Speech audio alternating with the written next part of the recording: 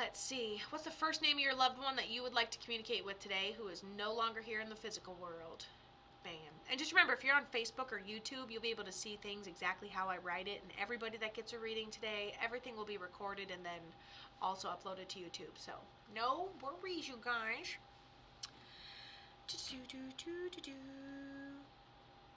Who are you looking for, my love? Miss Alice? There's a song that's called Alice that I really love. Alice, don't you know you had it coming? Mess around with any other woman. No, she's here. You want to talk to Matt? Okay, that's that younger male on the other side. I can make that happen for you. Female guardian angel that's older, passes medically and gives you jewelry. That's a primary guardian angel. Your secondary guardian angel, I'm assuming they're a pair here, is an older male that served, that passed medically. Looks like cancer to me. Okay, so those are primary guardian angels for you. They came through first and foremost. You don't have to know who they are, although I feel like you probably do. You're killing me. I just had someone walk in. Are you all right over there? And that's okay if you had someone walk in. Listen, we have no problem. We can put a little pause on it. We can come on back. Your timer doesn't get you thrown off. Trust me. Click. No, I'm just kidding. Just beam me out real quick. Hilarious. Okay, I'm gonna write some things about Matt. You find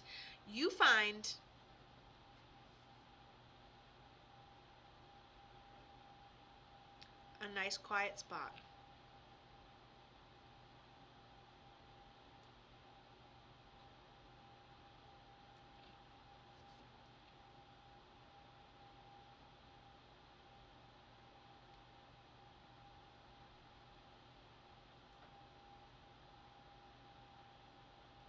Okay.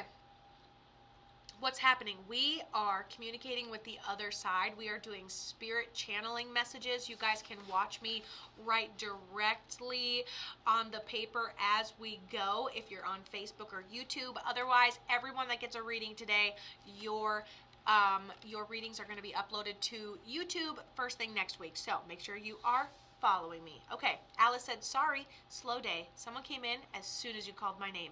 Honestly, look around you. Your signs are everywhere. There's no reason that should have happened directly at that moment. Plus, you're like, is it my turn? It is your turn. Ding! Someone comes right through the door. I mean, come on. Those are those little things called back to back to back, dot to dot coincidences. That's actually the breadcrumbs. That timing right there was spirit. So it's beautiful. Now, we're talking to this Matt character, and if we're honed in on this Matt character, he says that essentially, he tells me, I've hesitated to do this forever. Hilarious. Well, you're very intuitive, so you probably have been right at the edge for lots of years on doing this. But listen, if you trust yourself, you could do it too. But listen, Matt tells me he passes before his time. He tells me he passes in a tragic way. He makes me feel like it happened really quickly. He explains it this way. He says he was going about his own business, and then it was like lights out, going about something that essentially escalated. I'm driving a car that escalates. I'm doing a thing that escalates. He says that we have his clothes or a piece of him in honor of his memory. He puts it up to my nose, and I still swear I can smell like his cologne. He tells me, I don't know, he says going, going, gone. He gives me some feelings of like car accident.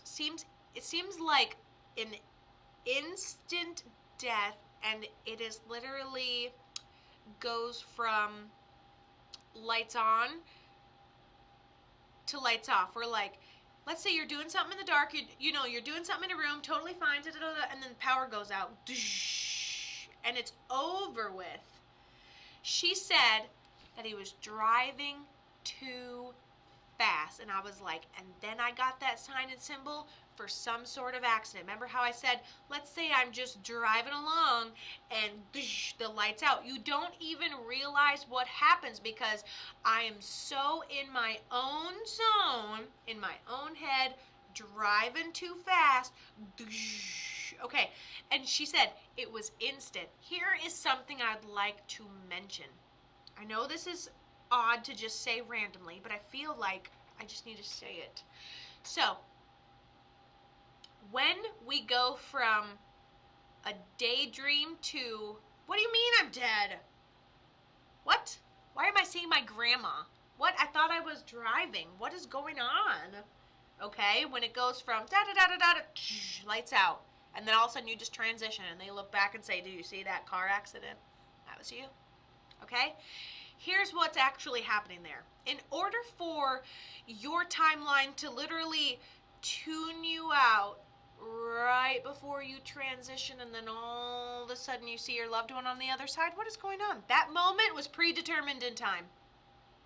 That moment was predetermined in time. Okay? It has to be. It has to be. So, he either drove like this, constant, and built up karma, or it was good die young. Good die young. What do you mean someone could have told you? So, how do we know? Okay, another thing. If this was predetermined in time, then, hold on. He's telling me something.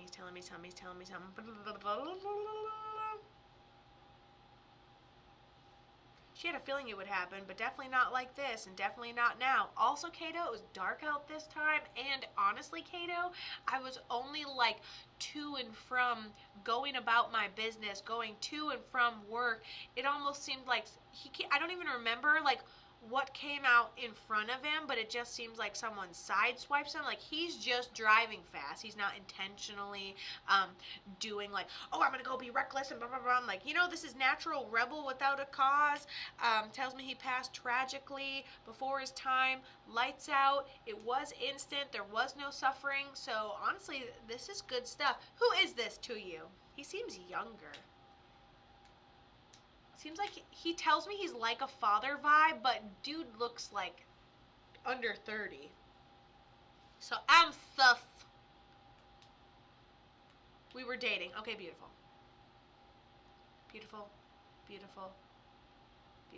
Hold on, I'm going to put that in there.